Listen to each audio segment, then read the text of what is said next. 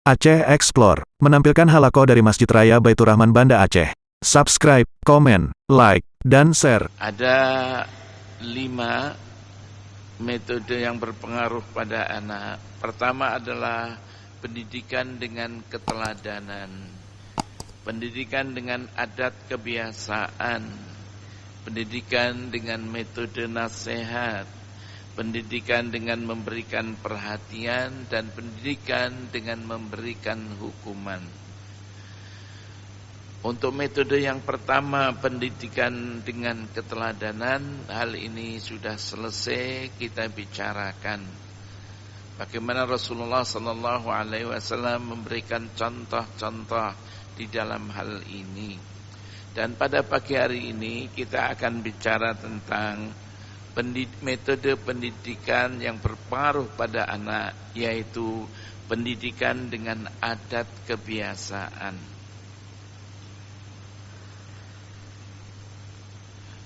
Sebagaimana kita ketahui bahwa anak dilahirkan dari rahim ibunya membawa keimanan, membawa tauhid, dan membawa fitrah. Hal ini sebagaimana dikatakan oleh Allah Subhanahu wa ta'ala dalam firman-Nya, surat Ar-Rum ayat 30. Allah berfirman, fitratallahi allati fataran nasa 'alaiha la tabdila li khalqillah dzalikad dinul qayyim walakinna aktsaran nasi la ya'lamun.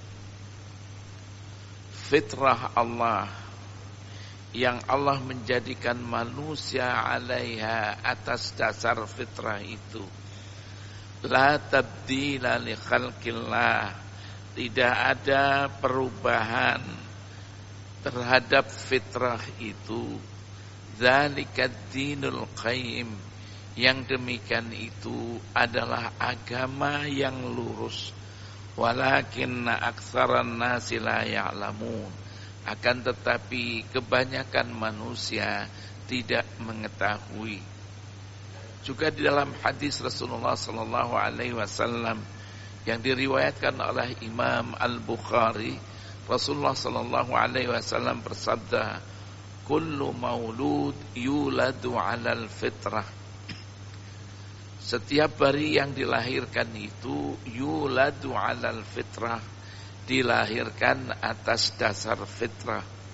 Fitrah di sini artinya bahwa bayi lahir itu membawa benih-benih keimanan, membawa tauhid yang benar. Apabila kita melihat ayat Al-Quran di atas dan hadis Rasulullah sallallahu alaihi wasallam, di sini terlihat bagaimana peran pendidikan, pengajaran, dan pembiasaan yang baik untuk membawa anak itu beriman dengan baik, mempunyai tauhid yang benar, berakhlak yang mulia, dan dia itu nanti mempunyai kepribadian yang teguh. Bagaimana proses pendidikan dan pengajaran, kebiasaan-kebiasaan untuk membawa anak-anak kita menjadi anak yang beriman, berakhlak yang mulia, dan mempunyai kepribadian yang teguh. Ada 2 faktor yang dapat mengantarkan anak menjadi anak yang beriman dengan baik, bertauhid dengan benar, berakhlak yang mulia, dan mempunyai kepribadian yang teguh.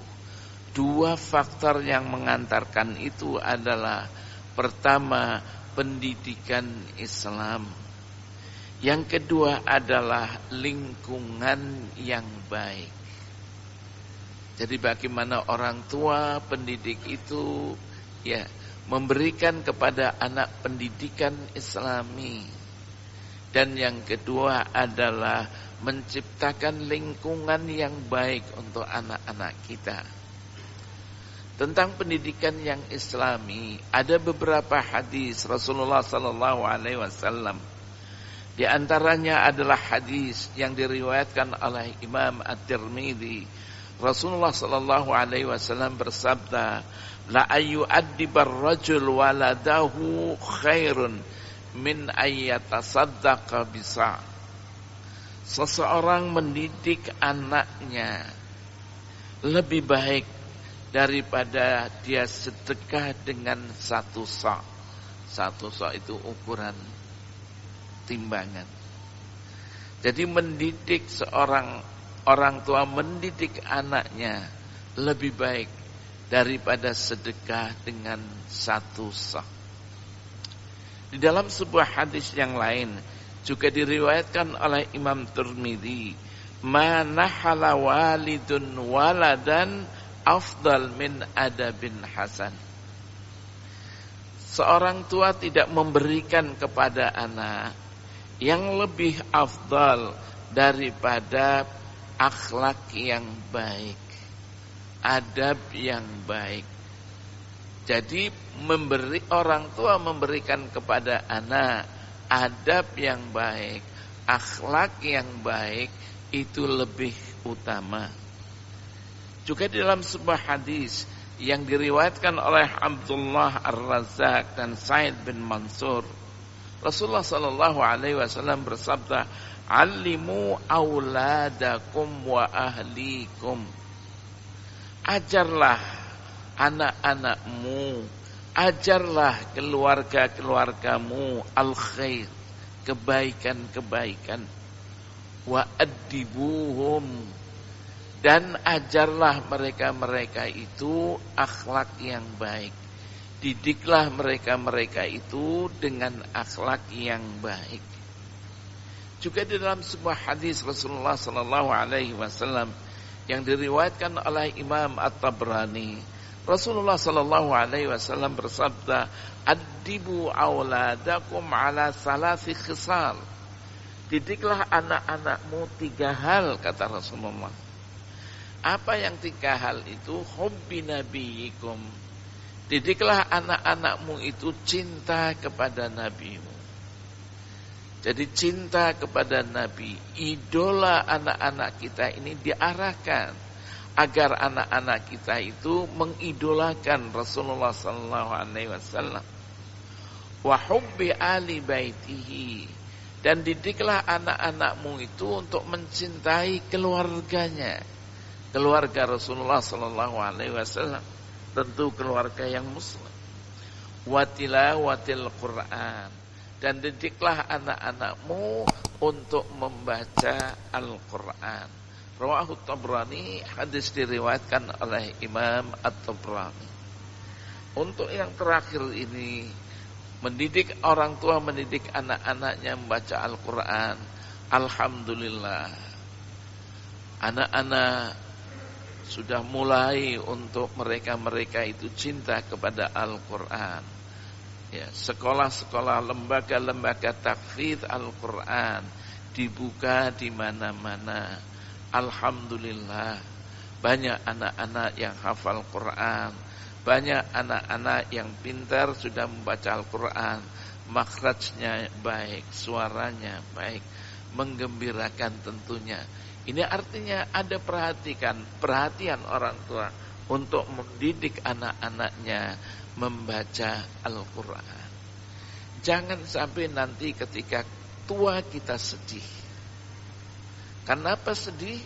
Karena tidak bisa membaca Al-Quran. Suatu hari dalam pengajian ibu-ibu, ada nenek-nenek yang menangis dia. Saya tanya, "Nek, kenapa menangis?" "Ustaz, saya lengah Ustaz. Kenapa saya setua ini tidak bisa membaca Quran Ustaz? Saya lengah dalam hidup ini Ustaz." Ya Allah, enggak apa, ibu masih mendengarkan pengajian. Mudah-mudahan pelajaran-pelajaran itu dapat diamalkan dengan baik. Tidak ada istilah tua di dalam belajar. Belajar ibu, belajar. Jadi ada orang-orang tua pun sekarang ada yang belajar dengan tahsin Al-Quran, memperbaiki bacaan Al-Qurannya. Baik. Lah, ini adalah pendidikan Islam.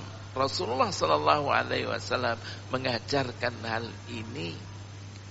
Kemudian yang kedua tentang lingkungan yang baik. Hal ini sebagaimana dikatakan dalam sebuah sabda Rasulullah Sallallahu Alaihi Wasallam yang diriwayatkan oleh Imam Al-Bukhari. Rasulullah Sallallahu Alaihi Wasallam bersabda, "Kullu maulud yuladu 'alal fitrah." Setiap bayi yang dilahirkan atas dasar fitrah. Tadi saya katakan fitrah ini artinya membawa keimanan, membawa tauhid. Orang tua pendidik agar menyemai, menumbuhkan potensi yang sudah ada di dalam diri anak. Kemudian Rasulullah Sallallahu Alaihi Wasallam mengatakan, fa'abawa yuhawidanihi wa yunassiranihi wa yumajjisanihi. Akan tetapi kedua orang tualah yang membuat anaknya menjadi Yahudi, membikin anaknya menjadi Nasrani, membikin anaknya menjadi Majusi. Orang tuanya. Karena itu hadis ini dapat dipahami. Apabila seorang anak mempunyai kedua orang tua yang beriman dengan baik, berakhlak yang mulia, mempunyai kebiasaan-kebiasaan yang baik, insya Allah anak-anak itu akan mengikuti orang tuanya apabila dididik dengan baik. Inilah yang dimaksud dengan lingkungan, yaitu lingkungan keluarga.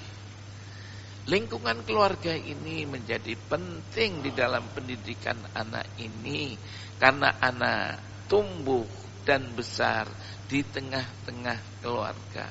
Kedua orang tualah yang mempunyai andil yang besar untuk mendidik anak-anak ini.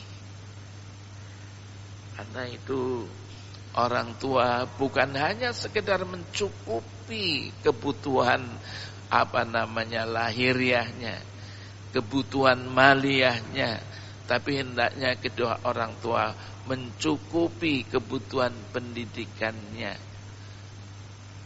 Menjadikan anak-anak ini mempunyai akhlak yang baik, membiasakan hal-hal yang baik.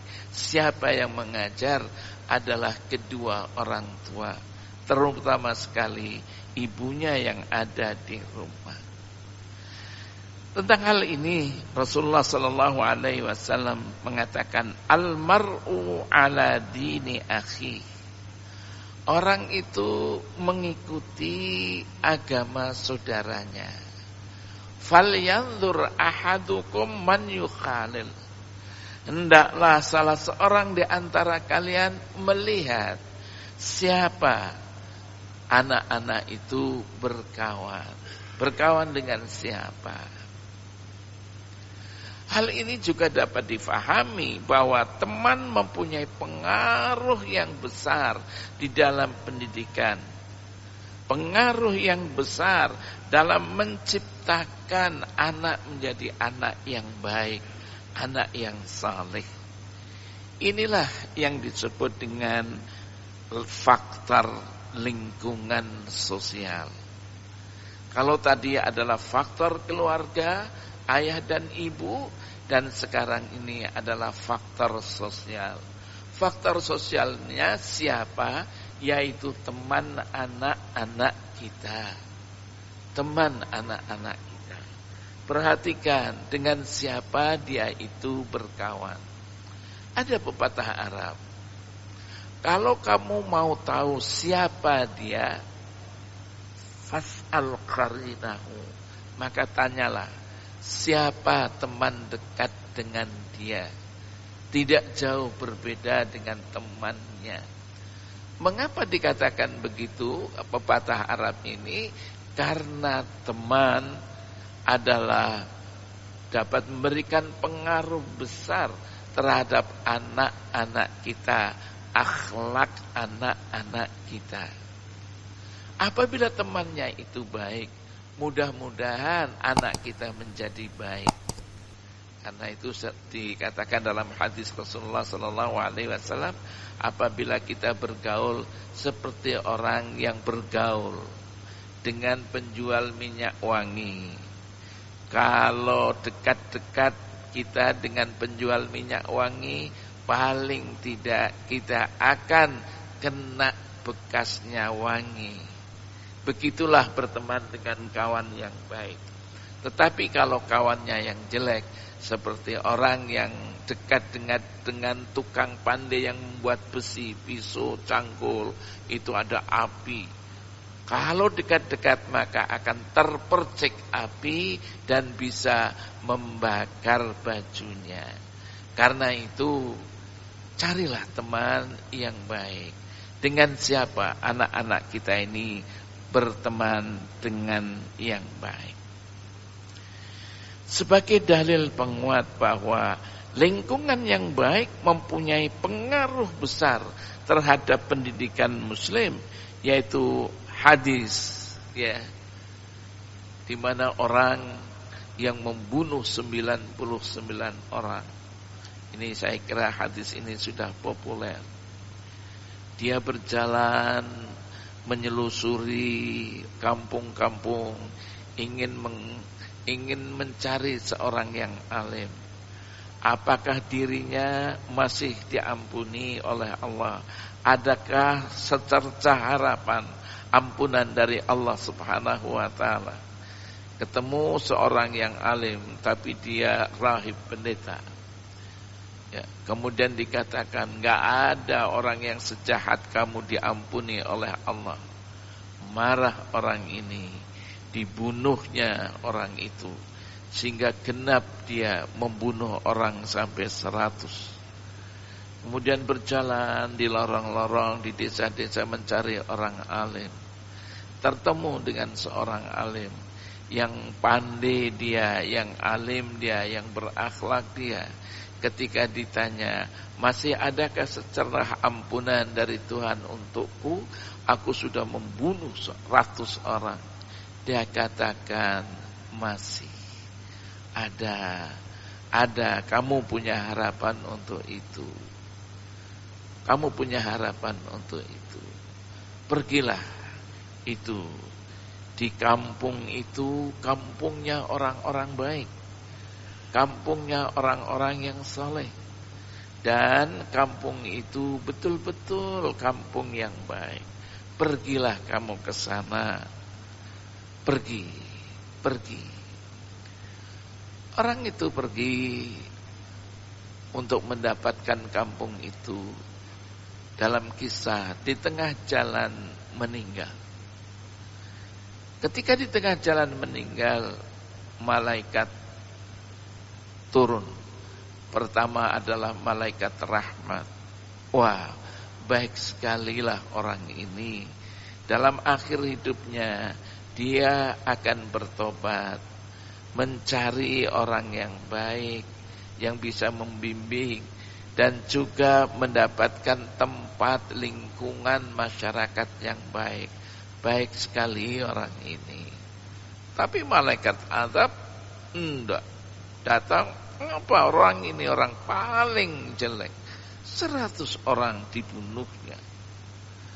Kemudian dalam riwayat diturunkanlah malaikat yang lain yang bisa untuk mendamaikan dua malaikat ini.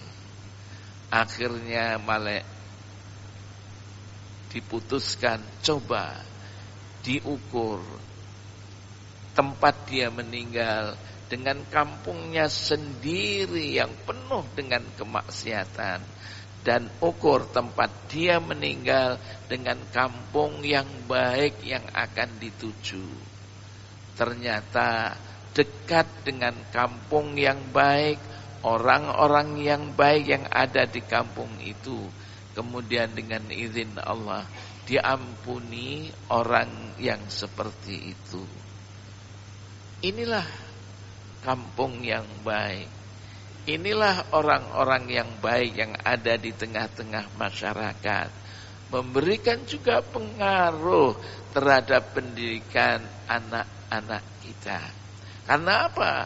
Karena kepedulian masyarakat terhadap pendidikan anak-anak yang ada di dalam kampungnya. Bapak-bapak, ibu-ibu, minta maaf. Dulu kontrol sosial masih tinggi. Masyarakat open betul terhadap anak-anak. Entah siapa anak itu. Asal anak itu melakukan hal-hal yang tidak terpuji, diperingatkan.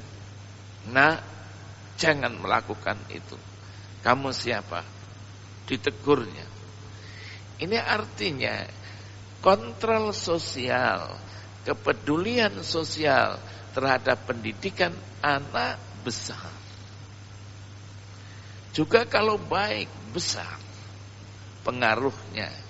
Sehingga anak-anak tidak sembarangan untuk melakukan hal-hal yang tidak terpuji. Apalagi mengotori kampungnya.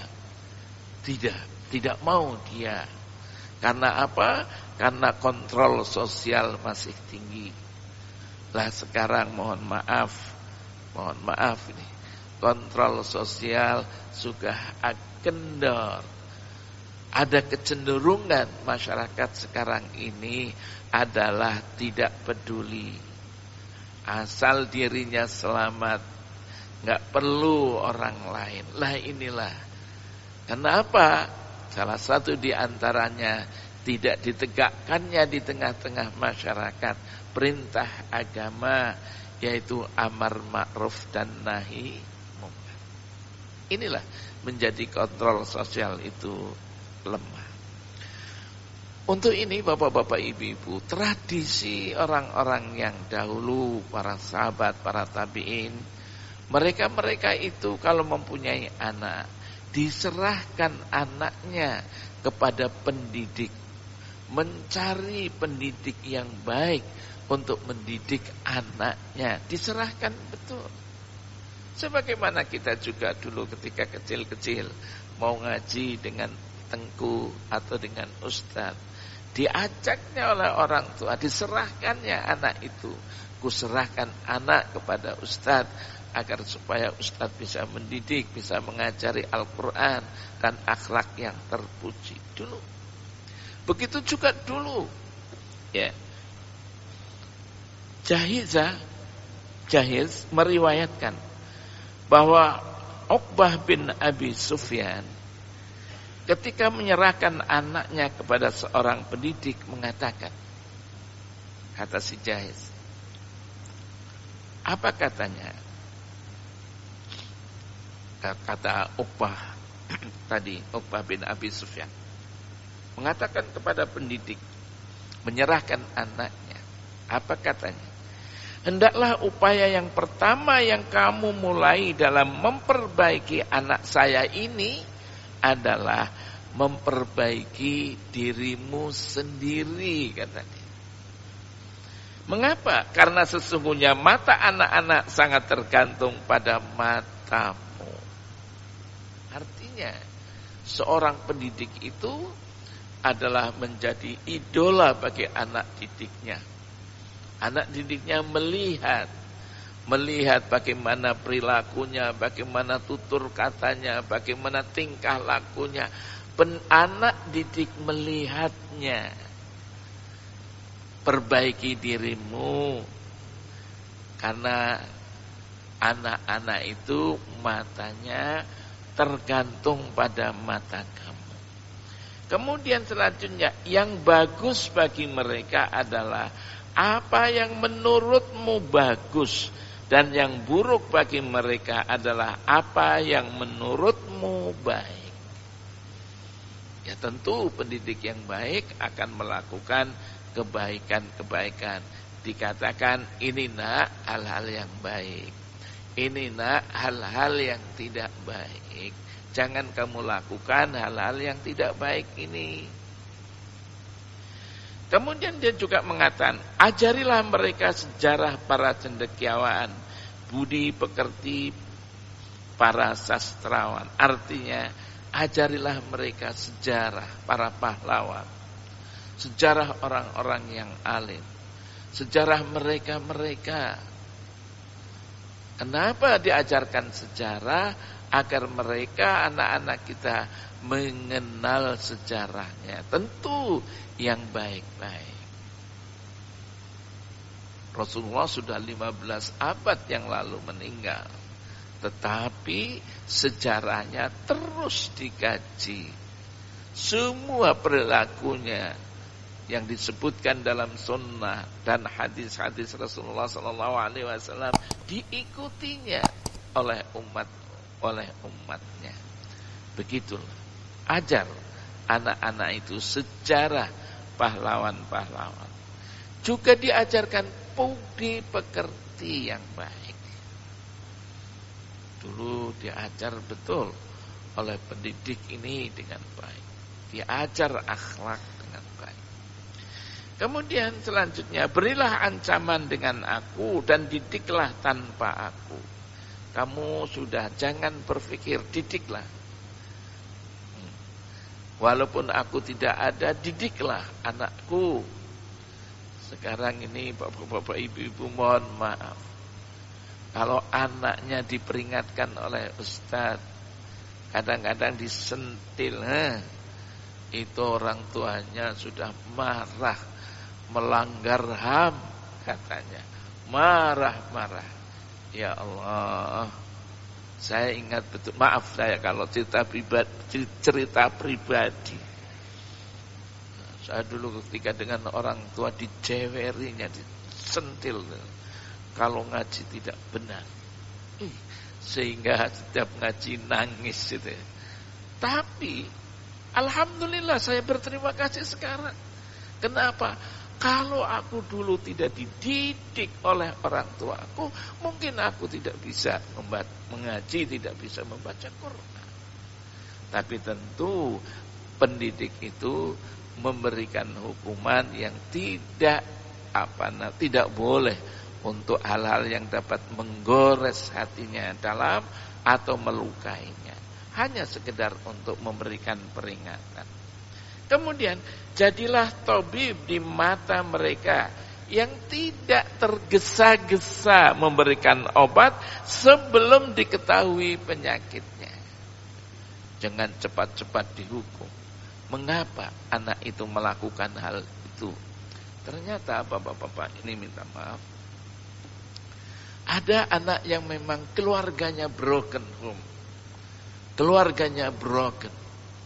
Tidak tahu ibunya di mana. Ayahnya sudah meninggal, ibunya tidak tahu di mana. Dia entah dengan siapa-siapa, enggak tahu dari rumah sini ke rumah sini, enggak ada yang orang yang open terhadap dia. Maka ya mohon maaf kalau tidak ada yang mendidik, dia menjadi anak-anak yang nakal.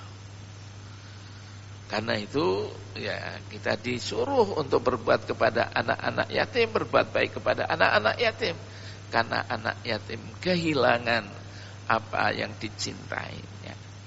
Kemudian selanjutnya dikatakan, jangan terlalu menggantungkan atas diriku. Saya telah mempercayakan segala sesuatunya kepada kemampuanmu. Jangan menggantungkan saya percaya kepada bapak, percaya kepada ustaz. Silakan anak saya dididik dengan baik. Dulu tradisi ini ada. Ya ini orang tua kemudian mempunyai anak diberikan kepada pendidik untuk dididiknya dengan baik. Ya. Juga yaitu ada wasiat dari Ibnu Sina. Ibnu Sina mengatakan kalau kamu punya anak, carilah anak-anak yang sebaya dengan dia, yang punya akhlak yang baik, kebiasaan yang baik, agar bermain-main dengan anak-anakmu Sebab apa? Sebab anak itu bermain-main mempunyai pengaruh antara yang satu dengan yang lain. Yang satu mengikuti ucapan tingkah lakunya, begitu yang lain adalah mempunyai pengaruh yang besar. Carilah anak-anak kecil yang sebaya dengan anak-anak sehingga mereka dapat berinteraksi ya dalam mendidik diri mereka anak-anak itu. Inilah diantaranya bapak-bapak ibu-ibu, mari dengan metode Rasulullah SAW, metode pendidikan yang sangat berpengaruh kepada anak adalah dengan metode tadi, yaitu metode pendidikan dengan adat kebiasaan. Mari kita biasakan anak-anak untuk berbuat baik. Wabillahi taufiq wal hidayah, kurang lebihnya mohon maaf. Assalamualaikum warahmatullahi wabarakatuh.